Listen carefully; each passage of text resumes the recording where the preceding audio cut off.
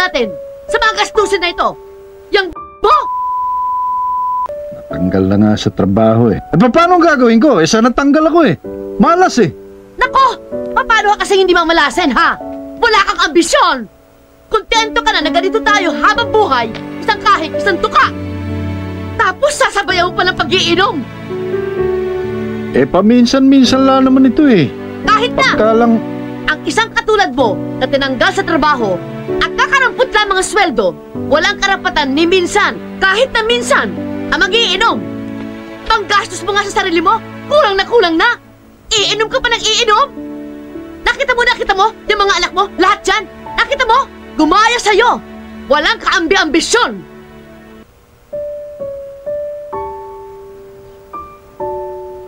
Naku! Buwisit na ito, ha! Naman eh. Talagang hindi na ba titigil? Wala na kayo ibang ginawa kundi mag-away ah! Kaya minamalas tong bahay na to eh! Aba! Nagsalita magaling? Oo, talagang magaling ako dahil kailanman hindi ako gagaya sa inyo! Walang nangyari sa mga buhay nyo! At ikaw, sa palagay mo ba, maaayos mo buhay mo? Ha? Ha? Gumagaya ka sa tatay mo na ang hilig musika! Musika ang gusto ipalamo sa kanyang pamilya! O ngayon, nasaan ang musika, ha? Nasaan? Ginagaya mo ang tatay mo na walang pakinabang! Yan ba gusto mo mangyari sa buhay mo, ha? Ned? Sumagot ka! Musika? Musika ang gusto mo ipalamon? Sa pamilya mo? Hindi magagaya sa akin yung anak ko dahil walang asawang katulad mo! Kaya hindi natuloy ang pangarap ko eh. Dahil kinontra mo eh.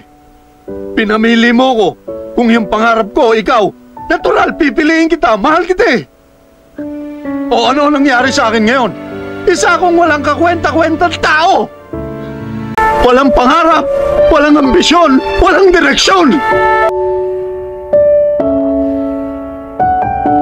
Pero kahit ganito ako, kahit kailan hindi ako nagsisi, na nawala ang pangarap ko dahil pinili kita. Kasi mahal kita eh.